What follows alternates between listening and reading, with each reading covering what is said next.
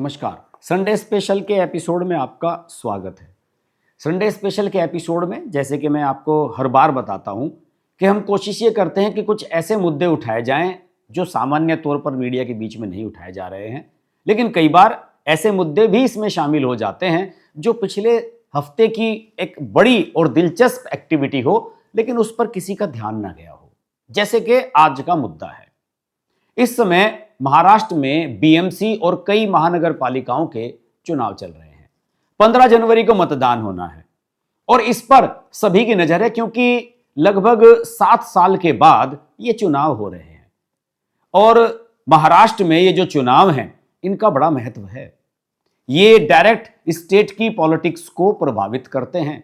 वैसे तो दूसरे राज्यों में भी है लेकिन महाराष्ट्र में मैं देखता हूं कि कुछ ज्यादा ही। जैसे कि बीएमसी का चुनाव है जो मुंबई की सबसे बड़ी कॉरपोरेशन है, इसका चुनाव तो कई स्टेट्स के चुनाव से भी बड़ा है। इतना सारा बजट है इसका, इतना बड़ा बजट है कि कई छोटे छोटे राज्य इसमें कवर हो जाएं। तो इस पर एक मारामारी सी मची हुई है और हौच पौच की स्थिति बनी हुई है। हौच पौच की स्थिति इसलिए है, कौन किसके साथ है, कौन किसके खिलाफ लड़ रहा है, कहां पर फ्रेंडली फाइट हो रही है, कहां पर गठबंधन के साथी एक साथ हैं, कहां पर गठबंधन के साथी अलग अलग हैं, यह बता पाना आसान नहीं है। लेकिन इन सब के बीच एक घटनाक्रम ऐसा उभरा जिस पर सभी का ध्यान गया और ये बड़ा दिलचस्प है। इस घटनाक्रम का सीधा सीधा ताल्लुक महाराष्ट्र की जो वर्तमान सरकार है, देवेंद्र फडणवीस की सरकार है, उससे सीधे सीधे संबंध है। आप जानते ही हैं कि शरद पवार की पार्टी 2 गुटों में बट गई थी। जब एकनाथ शिंदे सीएम थे तो अजीत पवार इनके साथ तभी आ गए थे और पिछला विधानसभा चुनाव साथ मिलकर के चुनाव लड़ा था एनसीपी ने, शिवसेना ने और भारतीय जनता पार्टी ने, जिसमें देवेंद्र फडणवीस मुख्यमंत्री बने और एकनाथ शिंदे और अजीत पवार दोनों को डिप्टी सीएम बनाया गया। यह गठबंधन प्रचंड बहुमत के साथ जीत करके आया था। आप सोच सकते हैं कितना प्रचंड बहुमत था कि 288 सीटों में से लगभग 232 के आसपास सीटें इन सब ने जीत ली थी। अगर मैं आंकड़े की सही बात करूं 232-33 के आसपास का आंकड़ा था और इसमें बहुमत के लिए विधानसभा में 288 सीटों में से 145 सीट्स की ही आवश्यकता होती है। बीजेपी ने 132 सीटें जीती थी, शिवसेना शिंदे वाली जो है उसने 57 सीटें जीती थी और अजीत पवार की जो एनसीपी है उसने 41 सीटें जीती थी। तो यह आंकड़ा बहुत बड़ा है और अगर इसमें से एनसीपी अजीत पवार अलग भी हो तब भी उसके बावजूद भाजपा और शिवसेना मिलकर 189 होते हैं। बहुमत से लगभग 44 सीट्स ज्यादा हैं और अगर सहयोगी दलों को भी मिला लें तो 194 से 96 के बीच में यह टोटल सिनेरियो बन करके सामने आता है। लेकिन इस समय हो क्या रहा है? हुआ यह है कि ये जो नगर पालिकाओं के, महानगर पालिकाओं के, नगर निगमों के चुनाव हो रहे हैं 2 फेज में हो रहे हैं महाराष्ट्र में। आपको पता है कि जो छोटी नगर पालिका, नगर पंचायतें, उनके चुनाव हो चुके हैं, उसमें बीजेपी और उसके सहयोगी दलों ने प्रचंड जीत हासिल की। अब केवल जो बड़ी बड़ी नगर पालिकाएं हैं या जैसे कह सकते हैं कि नगर निगम है, महानगर निगम है, वहां के केवल चुनाव हो रहे हैं और ये बहुत ही महत्वपूर्ण है। सबसे महत्वपूर्ण डेवलपमेंट ये हुआ कि पुणे में एक दिलचस्प डेवलपमेंट होता हुआ नजर आया। पुणे में एक तो पुणे की सीट है और इसी के पास एक सीट है पिंपरी चिंचवाड़। ये दोनों नगर निगम हैं। 2017 में जब नगर निगम के चुनाव हुए थे दोनों बीजेपी ने जीती थी। उस समय शरद पवार की एनसीपी में बंटवारा नहीं हुआ था, आज तो 2 धड़ों में बंट चुकी है। लेकिन इन चुनावों के लिए इस बार एक बार फिर एनसीपी एक मंच पर आ गई है। शनिवार को एक संयुक्त प्रेस कॉन्फ्रेंस आयोजित की गई पुणे में, जिसमें सुप्रिया सुले और अजीत पवार ने एक साथ मंच साझा किया और दोनों ने एक घोषणा पत्र जारी किया। इस घोषणा पत्र को जारी करते हुए, जैसे कि परंपरा भी रहती है हमेशा विरोधियों के ऊपर आरोप लगाना, अजीत पवार ने सीधे सीधे भारतीय जनता पार्टी पर आरोप लगाए। उन्होंने ये कहा कि भारतीय जनता पार्टी के जो यहाँ के नगर निगम के जो पार्षद रहे हैं या मेयर रहे हैं उन सब ने यहां पर ठीक से काम नहीं किया। केंद्र और राज्य सरकार से ठीक ठाक पैसा आया लेकिन यहां पर डेवलपमेंट का काम उस तरीके से नहीं हो सका जिस प्रकार से कराया जाना चाहिए था।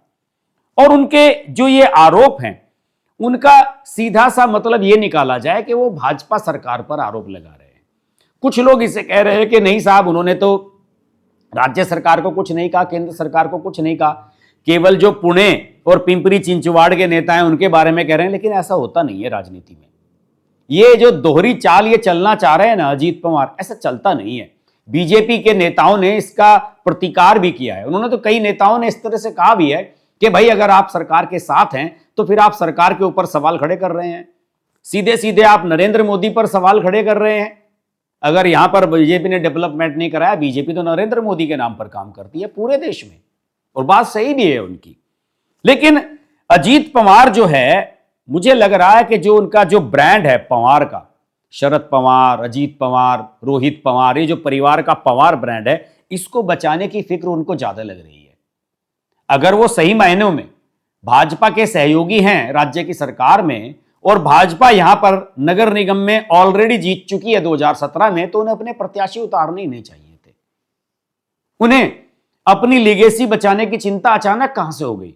और अभी एनडीटीवी को एक इंटरव्यू दिया अजीत पवार ने, उसमें जब उनसे पूछा गया कि क्या दोनों धड़े एक हो रहे हैं, तो उन्होंने कहा कि भाई ऐसा है कि परिवार के बीच में अब कोई तनाव है नहीं, और वेट एंड वॉच आप कीजिएगा। यही सवाल जब इस प्रेस कॉन्फ्रेंस में, जहां संयुक्त घोषणा पत्र जारी किया जा रहा था, जब वहां पर मीडिया वालों ने पूछा इनसे सवाल, तब उसके जवाब में भी अजीत पवार ने वेट एंड वॉच वाली बात कही कि आप वेट एंड वॉच रखिए। कुछ मीडिया वालों ने कहा कि भाई सुप्रिया सुले तो ज्यादा एक्टिव नहीं है, चुनाव प्रचार कर नहीं रही हैं प्रत्याशियों के लिए, तो उन्होंने कहा कि परिवार में बड़ा मैं हूं, सुप्रिया से बड़ा मैं हूं, तो पार्टी ने मुझ पर ज्यादा जिम्मेदारी सौंपी है। यानी कि शरद पवार के बाद आज एनसीपी के इस परिवार में सबसे ज्यादा वैल्यू अजीत पवार की हो गई। इससे पहले तो अजीत पवार को यह लगता था कि शरद पवार अपनी बेटी को, सुप्रिया सुले को आगे बढ़ाने के प्रयास कर रहे हैं, लेकिन आज इस छोटे से नगर निगम के चुनाव में अजीत पवार को परिवार याद आ रहा है। यह एक अजीबोगरीब घटनाक्रम यहां पर चल रहा है। सुप्रिया सुले ने, बल्कि मेरा मानना है कि सुप्रिया सुले जब इस मौके पर बोली, उन्होंने अजीत पवार से ज्यादा बोल्डनेस दिखाई, ज्यादा बेबाक बोली। उन्होंने कहा कि देखिए, पिछले 2.5 साल से अजीत पवार गुट के जो एनसीपी है और शरद पवार गुट की जो एनसीपी है, इनके कार्यकर्ता भी आपस में भिड़ रहे हैं यहां पर, और बात सही भी है। उनके लिए बड़ा असहज है कि हम किस तरीके से यहां गठबंधन कर रहे हैं। लेकिन सुप्रिया सुले ने मैच्योरिटी दिखाते हुए यह कहा कि हमने नेताओं को नहीं, कार्यकर्ताओं को महत्व दिया है। तो इस तरीके से दोनों ने एक बात तो स्पष्ट कर दी कि अब अजीत पवार की तरफ पूरा का पूरा धड़ा झुकता हुआ नजर आ रहा है। इसके कई नतीजे होंगे। इसका 2 रास्ते हो सकते हैं। एक तो ये कि अजीत पवार अलग हो जाएं सरकार से और फिर से दोनों धड़े एक हो जाएं, लेकिन इसमें अजीत पवार का कोई फायदा नहीं होगा, नुकसान ही होगा। उनके खिलाफ कई जांच चल रही हैं, ईडी के मामले चल रहे हैं, कुछ में उनका जो पीछा है वो छूट चुका है, लेकिन कुछ में अभी भी फंसे हुए हैं। उससे मुक्ति मिलेगी या नहीं? और फिर डिप्टी सीएम की कुर्सी जाएगी, फाइनेंस मिनिस्टर हैं, वित्त मंत्री भी हैं राज्य के, राजस्व मंत्री भी हैं, तो इसका लाभ भी उन्हें जो मिलना था वो फिर मिल नहीं पाएगा। तो ऐसे में अलग हो जाने का कोई फायदा नहीं है। एक और ऑप्शन इसमें बनता है कि किसी भी तरीके से अजीत पवार शरद पवार को मना लें और शरद पवार को यह कहें कि आ जाइए ना बाबूजी, आप भी हमारे साथ आ जाइए, क्या रखा हुआ है विरोध की राजनीति में, सत्ता के साथ आ जाइए। हो सकता है सुप्रिया सुले केंद्र में मंत्री बन जाए, कुछ भी हो सकता है इस राजनीति में। लेकिन इस विकल्प के लिए बीजेपी तैयार है या नहीं, यह एक बहुत बड़ा सवाल है। 2019 के लोकसभा चुनाव जिस समय होने वाले थे, मैंने वीडियो बनाया था इस पर लगभग 5 साल पहले, 6 साल पहले, कि नरेंद्र मोदी ने 2019 के लोकसभा चुनाव से पहले शरद पवार को बुलाया था, पीएमओ में ही यह बातचीत हुई थी, और उनसे यह कहा था कि आइए शरद जी साथ मिलकर काम करते हैं। ये खुद शरद पवार ने एक इंटरव्यू में बताई थी बात। लेकिन शरद पवार ने कहा कि भाई मोदी जी, आपकी और हमारी विचारधारा मिलती नहीं है, हमारा जो मेल होगा वो बेमेल होगा, इसलिए मैं आपके साथ काम नहीं कर सकता, वरना आप आदमी बढ़िया हैं और मैं आपका पूरा मान सम्मान करता हूं। यही बात नरेंद्र मोदी शरद पवार के बारे में कहते रहे हैं। नरेंद्र मोदी लंबे समय तक गुजरात के सीएम थे, उस समय भी वो शरद पवार का बड़ा मान सम्मान किया करते थे। ये बात उन्होंने कई बार अपने इंटरव्यूज में भी कही है, पब्लिक मंच से भी कही है उन्होंने। और उस समय 2019 के आसपास निश्चित रूप से शरद पवार को एनडीए का पार्ट बनाना चाहते थे नरेंद्र मोदी, इसमें कोई दो राय नहीं है। अब भाजपा को यह तय करना है कि वो वर्तमान परिस्थिति में क्या कर सकती है। देखिए, शरद पवार की राज्यसभा की सांसदी अप्रैल में खत्म हो रही है इसी साल, और उनकी जो एनसीपी है उसके 13-14 विधायक हैं, उसके पास इतना दम नहीं है कि वो राज्यसभा की सीट उनको फिर से दिलवा सके। ऐसी स्थिति में अजीत पवार उनको राज्यसभा में फिर से भिजवा सकते हैं। हालांकि शरद पवार ने यह कहा था कि मेरा ये आखिरी कार्यकाल है, इसके बाद मैं राजनीति से संन्यास ले रहा हूं, लेकिन क्या है कि शरद पवार जैसे लोग, लालू प्रसाद यादव जैसे लोग अंतिम दम तक भी, मृत्युशैया तक भी राजनीति नहीं छोड़ेंगे, इतना मैं समझ गया हूं, और सब लोग इस बात को जानते हैं। तो क्या भारतीय जनता पार्टी शरद पवार को साथ लेना चाहेगी, एक लायबिलिटी के रूप में, एक बोझ के रूप में?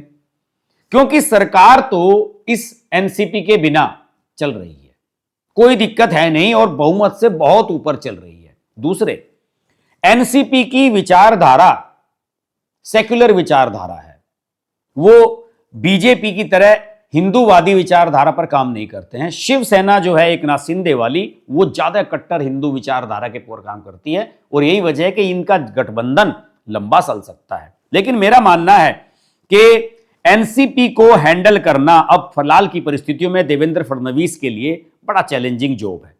दूसरे, उन्होंने, देवेंद्र फडणवीस ने कहीं पर यह भी कहा है कि एनसीपी के लिए यह राजनीतिक अस्तित्व की लड़ाई है, यानी वो जान रहे हैं कि अलग अलग दोनों का अस्तित्व कुछ नहीं है, और एक होकर ये अपना अस्तित्व बचाने की कोशिश कर रहे हैं। ये देवेंद्र फडणवीस भी समझ रहे हैं।